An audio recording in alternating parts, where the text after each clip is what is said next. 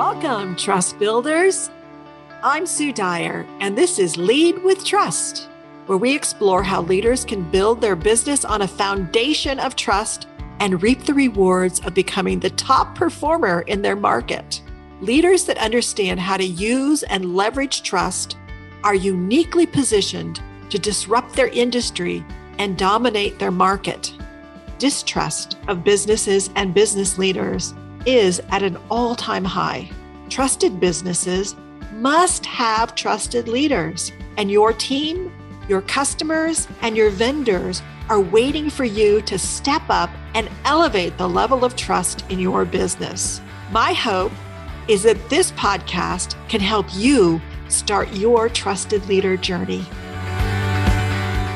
Hi, welcome to another episode of Lead with Trust. This is Sue Dyer, your host. And today I just loved the interview I had with Lisa Marie Platske. She is a leadership coach and expert in leadership. And I think that you're going to love this episode because she really talks about her journey to becoming a trusted leader. And it didn't start for her in a way that most of us probably start, that she was in law enforcement and she was a leader in law enforcement. And then when 9/11 hit, it really, she impacted her tremendously. She had lost people. She had her employees going into the rubble and getting sick and people dying and having to deal with all of that. And then how she felt from all of that led her to be very angry. And so it was a journey for her to find a way to have trusted leadership and for herself. And I think you're just going to love this episode. I think it will touch everyone at their heart, but also in what you might need to let go of in order to be able to become a trusted leader. So let's listen in. Welcome. We are so lucky today to have Lisa Marie Platske as our guest, and she is pretty renowned in her area. And again, another person that's a great leader consultant. So for those of you out there that are interested in learning more about leadership, I always believe we need to keep adding to what we know because we can't know everything. And in different parts and different times of our career, we need different things. And so welcome to Lead with Trust. Thank you. Thank you so much, Sue. It's really delightful to be here. Thank you for inviting me. So I ask everybody this crazy question. So when you were in high school, what group did you hang out with?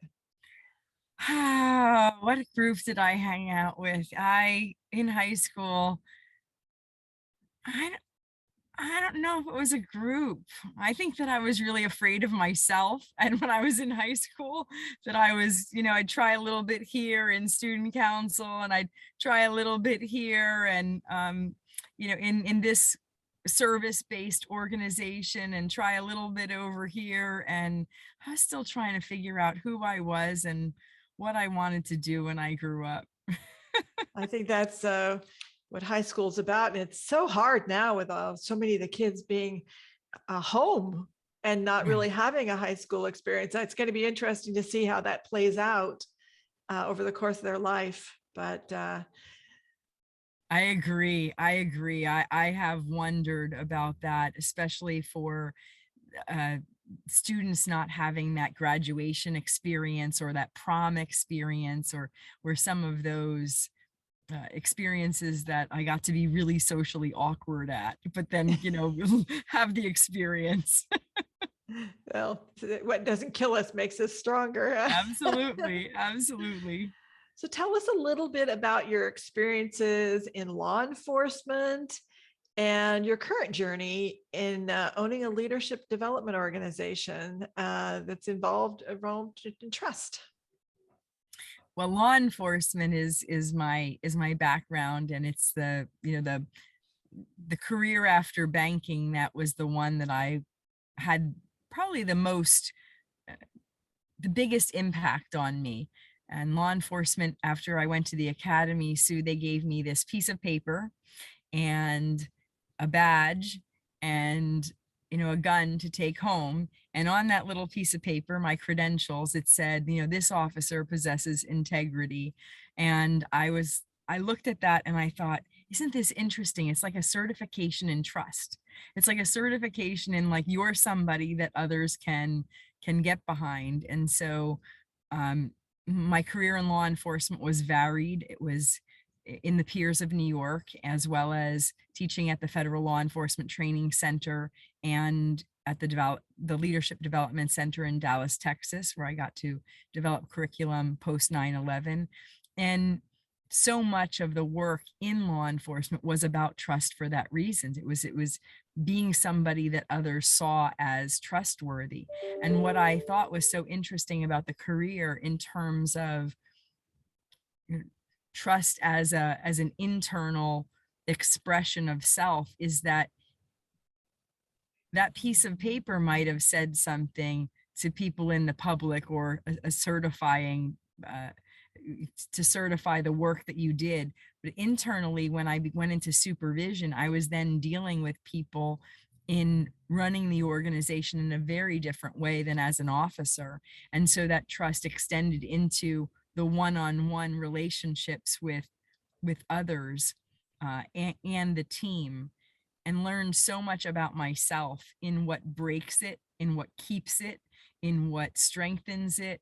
And every experience that didn't work out the way that I expected it turned into something wonderful, because it was a lesson and a gift. And I was able to take those experiences then into my leadership consulting company and be able to use those in the coaching that I do.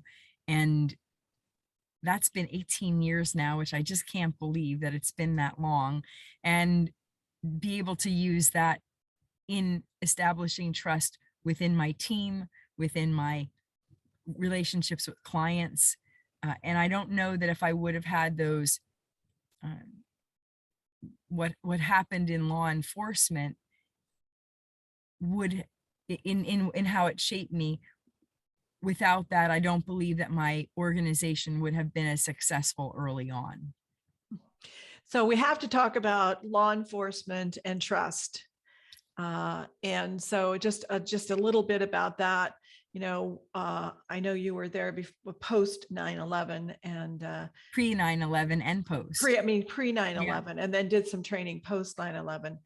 So what have you seen, and right now law enforcement is really going through, I think, a new evolution. So what are your thoughts about that and the law enforcement as we move forward and developing more trust with community and maybe even internally a different culture?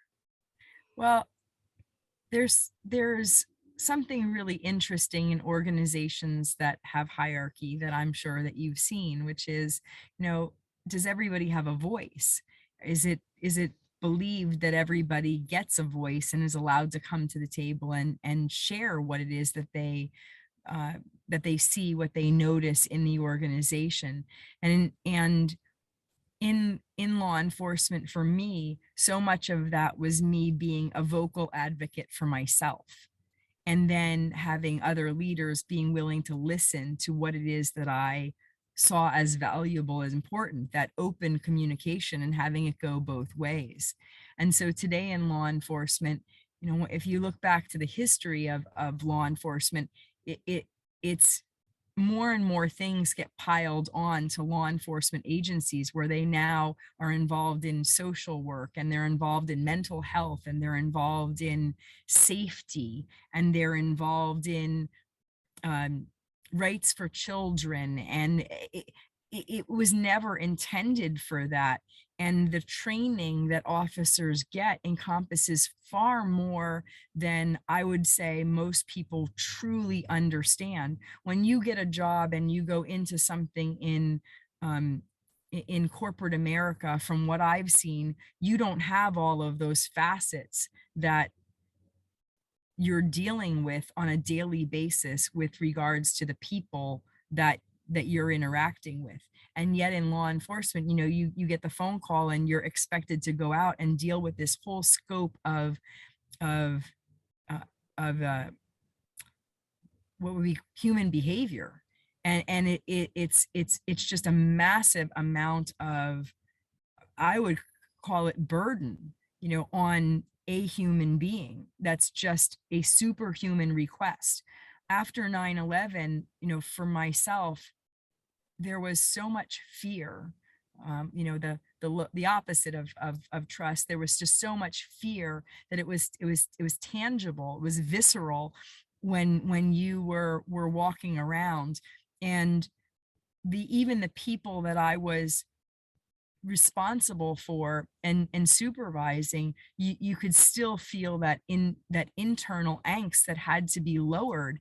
And one of the only ways to be able to do that is to foster that open dialogue, which in communities is just so important. That for me is the greatest bridge builder that there is. And so, what I see is that sometimes there's a dumping that communities have, which is like, you should just be able to figure it out. And the bottom line is officers are human like all others. After 9/11, I was asked to work. I worked 3 weeks straight, 21 days, and I worked 16-hour shifts. I will tell you, I was not a resourced human being going into work, putting on a gun belt and showing up for work, because at that point I didn't have enough till I drove home and actually ate and came home. And yet I was supposed to be at the top of my game and lower the fear of those that I was working with. I mean, it's incredible what's sometimes asked within that field that actually doesn't get spoken about. That my heart goes out for what's really going on now in looking at how do you increase trust. And you've got to have communities be willing to say, I want to support you and engage in what really is going on. I want to hear it. I want to see it. I want to understand it in order to be able to come up with a viable solution. I couldn't agree with you. I'm sorry more. for all of that, but I couldn't agree with you more. There's got to be dialogue. Yes. There's got to be dialogue. There's got to be relationship. Yes. And so that they are representing each other. Yes. Yeah. And maybe sensitive to each other, but that only happens with dialogue. It can't happen. Absolutely. Absolutely. And really, at the last year, I was doing some racial justice work, and Sue, it was in North Carolina. And what was fascinating was, while the Black community was dealing with something that was around, equality and fairness, you had white community speaking about methamphetamine use. And so you had these two groups of individuals that were protesting, like to cause awareness to what's going on in our communities. And you have law enforcement navigating both. And it was the most mind-boggling problem to solve, puzzle piece, because you have people living in communities together, having very different experiences of what is the most important need in the community for their children and what they're experiencing. And so to come together and to be in dialogue about that means that the solutions can be that much richer and that much more viable for all. And no one they gets can actually help out. each other. Yes, achieve it. Yeah. Absolutely. And so that's the part where, in being a trusted leader, you cannot choose to be a trusted leader in that field without others. Like it is not a solo, I decide I want to put the hat on of that. It requires the village to come together and allow that. Yeah. And I really think for law enforcement, it requires a different paradigm than many departments have, where they're, the policing mentality creates this adversarialism that prevents them from getting close to the people that they're trying to actually protect. Yeah. So I think we need some paradigm shifts, a more sophisticated leadership style. And then maybe also we need to look at what's on their plate. I know they did that with physicians, where, they don't expect them to work 24 hours or 40 hours in a row and think that they're going to be operating on a high level. Right.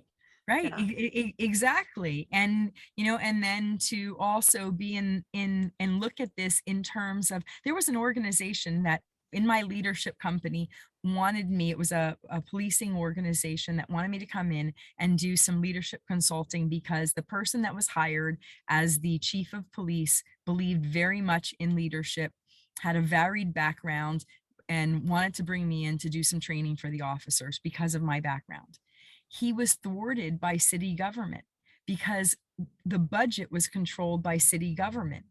And so even though he had the vision for what was possible and to build bridges in the community, because it actually was, and not every department is like that. Like some departments have their own operating budget and some actually are controlled by other entities. Yeah, it's and true. it happened to be an election year and there happened to be other things. And so what I would say is that the people then that are in the community are the ones that suffer, because he had the vision and was brought in to do something.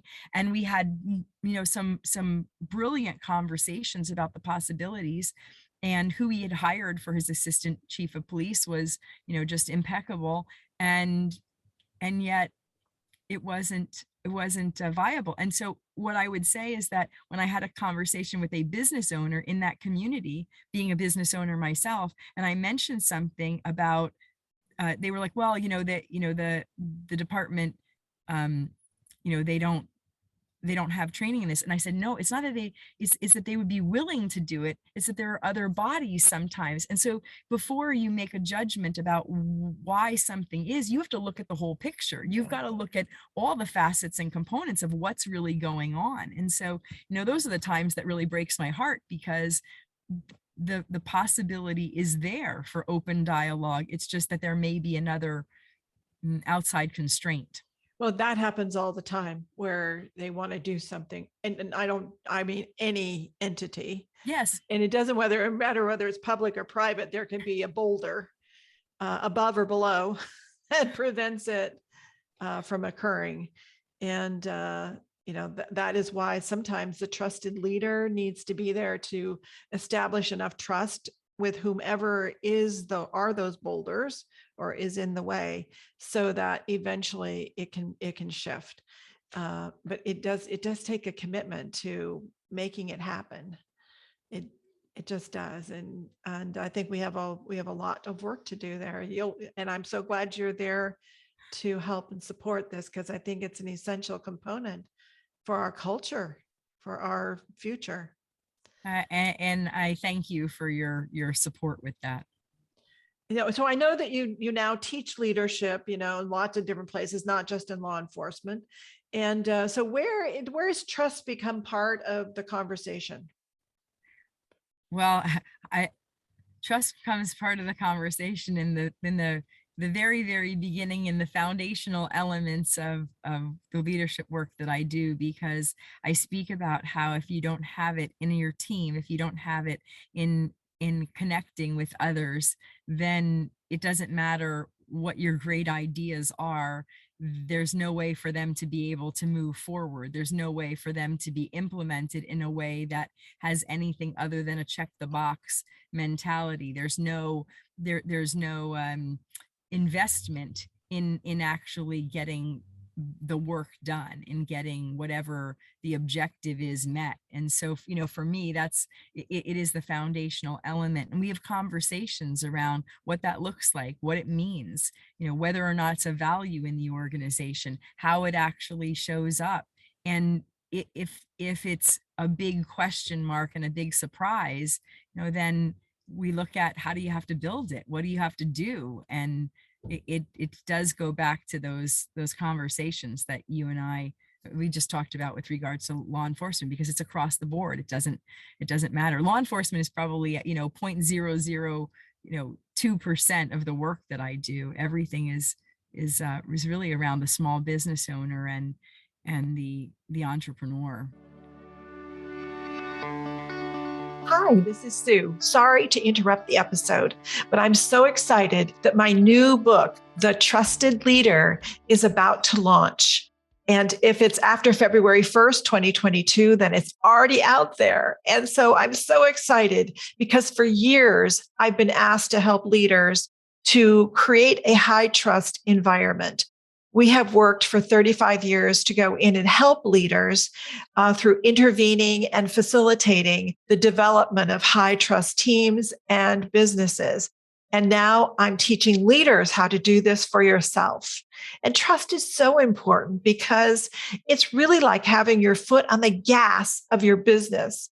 And in so many businesses, people are working so hard, but their foot is on the brake as well. And so you expend a lot of time, energy, resources, and you just can't get where you should or could get.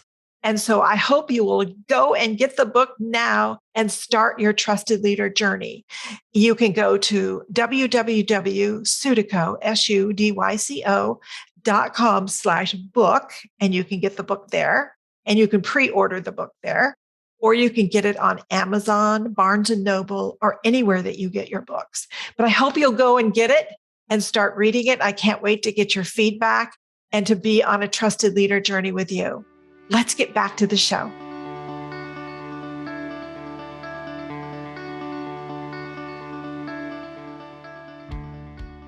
Yeah, well, my experience has been that your whole business, if it can be built on a foundation of trust, and the research actually that's been done that we've done, you are going to be exponentially more successful because you're going to get smarter, because you're going to know stuff that you wouldn't have otherwise known. You're going to get faster because you're aligned. And so not just walking, you can begin to trot and run together. And you're going to get a lot faster at achieving what you want and be able to achieve things you didn't think was possible. Because if you didn't have all that, you would just be sitting there going, well, I'm okay with just this little success instead of something extraordinary. And it's so fun to watch the teams become extraordinary. That's just my favorite thing. Well, and when you speak about that, there's a trust internally when someone else has an issue, problem, something they're dealing with, and they go to not necessarily an outside source, but somebody internally, because they understand that that person also has their back and that they too want the highest and best outcome. And when they're doing that and solving problems together, especially as a small business or as a team in a larger entity, that for me is a priceless commodity, because it means that they actually value and trust the individual that they're going to point them in the right direction and to be able to do what's going to give the greater outcome. And they're not looking for keeping it all themselves or actually going to an external source.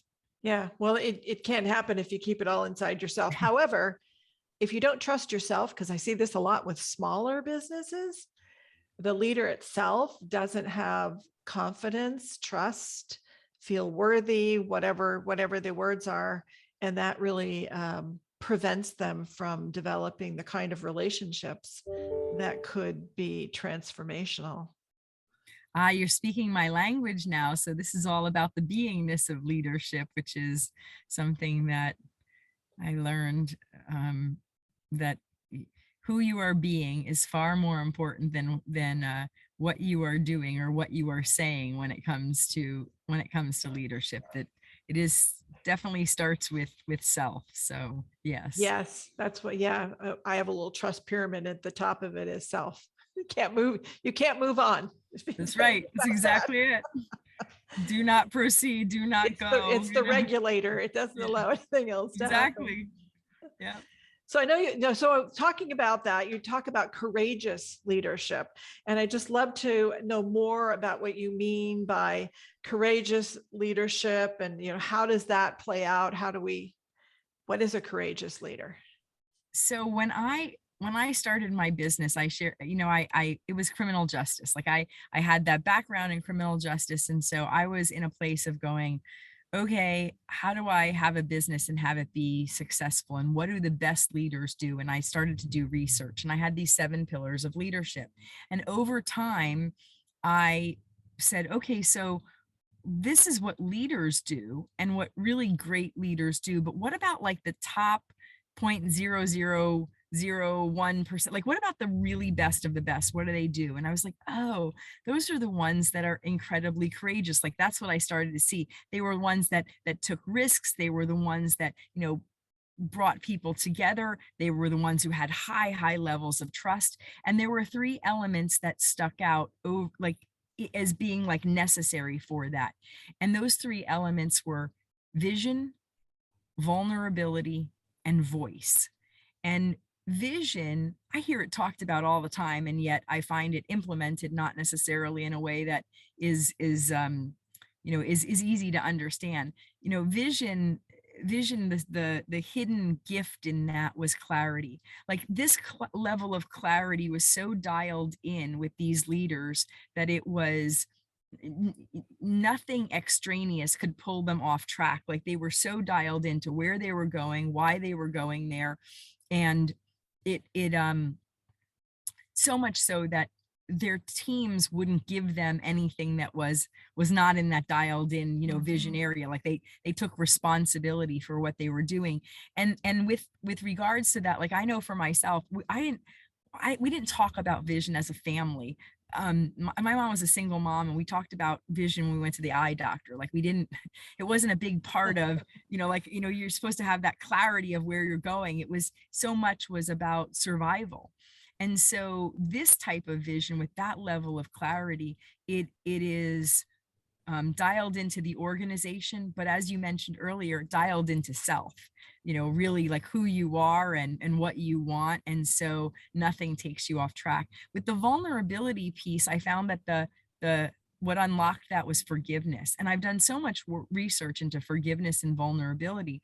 And the best leaders, the really best leaders, the most courageous ones, they do that in a way that is and perhaps in your formula, in your trust assessment, there may be different words that you use, but it's that willingness um to openly share, where they're at, and to be in the untethering of anything from the past, so that what they're focused on is the here and now. And at the same time, they're not hiding pieces of who they are from the people that they're around. So therefore that who they are, the dialed in piece, the self is so locked in that um they're not getting off track in by wondering, like, should I share this, should I not share this,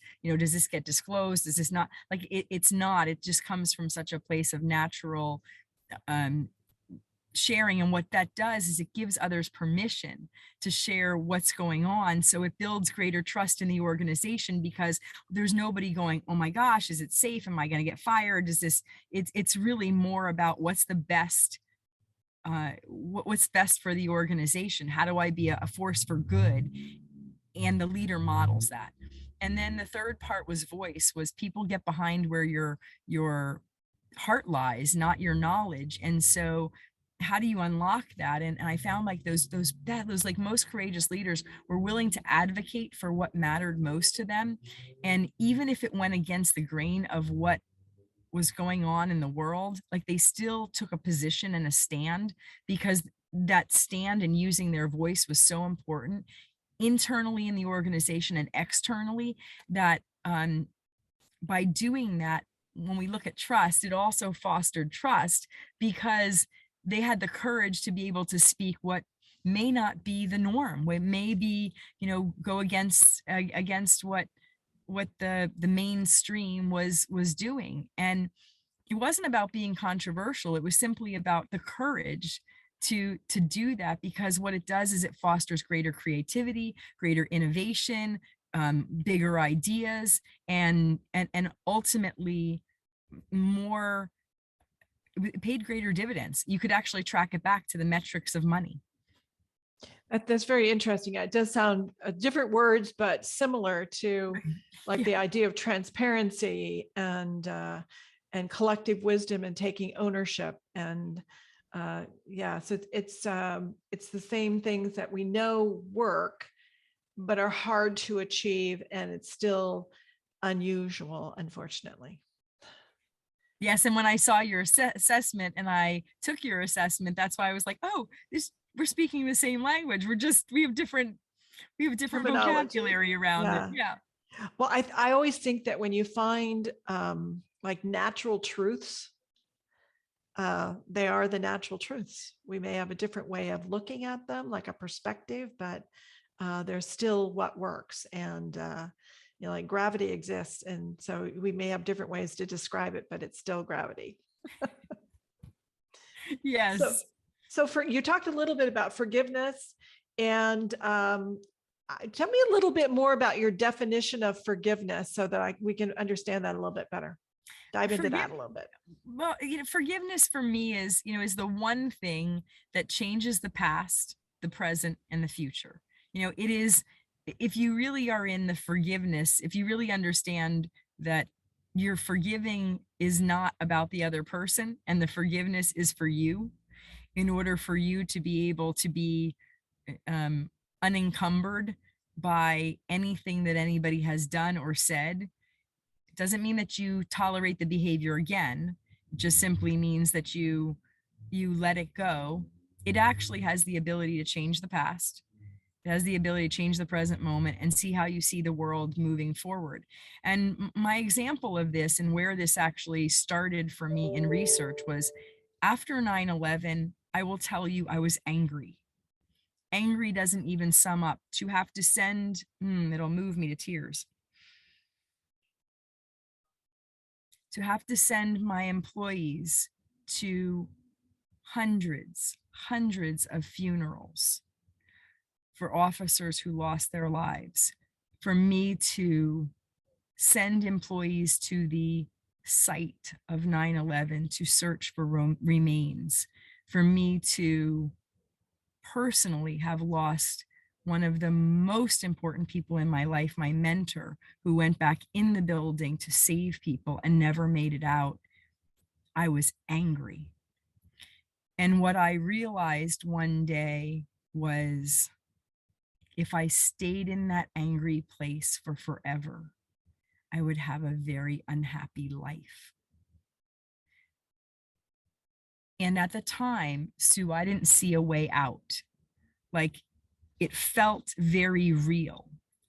And I watched people around me get sick, and I watched some things that I hope nobody ever has to go through. And when I recognized that the element to release this was forgiveness, I got curious and began studying it. Could I do this?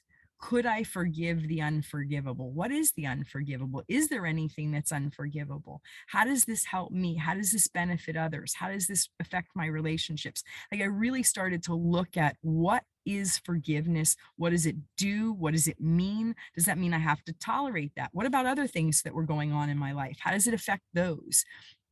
And I realized in doing the research that there were guys at work who didn't talk to somebody else on the job, because in 1975, this person said something, Bob said something to Fred, and next thing you know, like, we're decades later and still angry about something. And then I started to study psychosomatics. What does it do on the body? What actually is anger? Anger actually in psychosomatics is unresolved anger turns into cancer. And then I started to see that. And then I went to school for master's degree training in that, and thousands and thousands of hours, tens of thousands of hours of work in that, and realized that forgiveness was this load lightener, if you will, that allowed you to be the best version of who you are and to fully accept the present moment and to be unencumbered, untethered, uncarrying the backpack of whatever stuff that anybody else had supposedly done to you, said to you, and really allow you to live a very peaceful and happy life. And so in my continuum of health, happiness, success, and meaning, where I believe every leader wants that and sometimes struggle with this hole in their heart, trying to fill it up with all sorts of stuff because they're looking for meaning and can't find it. And they have all these successes. Forgiveness is really a gift that we give to ourselves. So probably more than you wanted. No, It's I something I'm couldn't so agree. passionate about. I couldn't agree with you more. I mean, there's a reason why there's in almost every religion there is in the world, there is some kind of process or ceremony or belief in forgiveness, because it's what gives you release, and it's also the underpinning of love. Exactly. And the opposite of love is fear. It's not Yes. hate. And you and I both understand that. I could see Yeah. that in your work. And so it's why for me, like I have a 3-day leadership conference I do every January, and I do it twice. And at this conference, I do an exercise around forgiveness. And it's not promoted. I don't talk about it. I will tell you that I've done this conference for 15 years. Sue, no one ever comes back and talks about the 7 pillars, or, sometimes they do, but the thing that they remember viscerally in their body is doing that exercise, because, oh, it'll move me to tears, because it gives them something to be able to move forward with whatever it is that's going on in their life. And so it doesn't matter. I mean, how evolved we are as leaders, or how, amazing and how great our ideas are, and how amazing the people are around us. If we're holding on to something that doesn't allow us to really be fully in the embodiment of whoever we're called to be as a leader. So it means so much to me. Yeah, I agree. My work is completely about letting go of fear. Yeah. Yeah. So yeah, I can so see, that, I mean, I just so yeah. I just so love the work you do. So I was excited about being here with you. Well, I so appreciate it. Thank you so much. One last thing, just leave everybody with one thing they can do today to, improve their leadership. One thing you can do today to improve your leadership is to pause. So if you're at your desk, stop, notice, ask questions like, how you feeling? And then pause or pivot to whatever you're doing. And if you're not sure how to pause and do that at your desk, go on a walk. Like, literally just take yourself, I call them God walks, because for me, I'll say to God, what do you want me to see today? Like, what do you want that to be? But that opportunity to just pause and be quiet, for me, that is the greatest gift if you truly want to be a leader that's worth following. And with that, I thank you from the bottom of my heart for being here. Hey, I hope you enjoyed today's episode of Lead with Trust, and that wherever you're listening to this podcast, you will subscribe. And if you enjoyed this episode, send it to someone who you think can really use this message that you got today. And also, please leave us a review. Your honest review wherever you listen to your podcasts would be much appreciated. And of course, the more reviews we get, the better they are, the better for the podcast. I'm truly on a mission to get more and more people to understand that trust is the essential element. So I hope you'll be part of that. This show really exists to help you, leaders, to build your business on a foundation of trust so that you can reap the rewards of becoming that top performer in your market.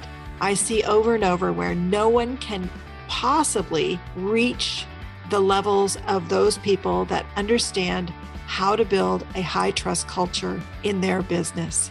Now, today, if you're really curious about starting your trusted leader journey, you can get started right away if you just take the free Trusted Leader Profile, and you can learn where you fall along the Trusted Leader continuum. And this really can unlock your confidence on where you are and what you need to do. It's very specific on what you can do. Gives you a snapshot of your leadership style. So if you want to take that, just go to www.sudyco, SUDYCO.com, and then /profile, and you will get immediate access to the Trusted Leader Profile. Once again, that is www.sudyco, SUDYCO.com /profile. All right, that's a wrap.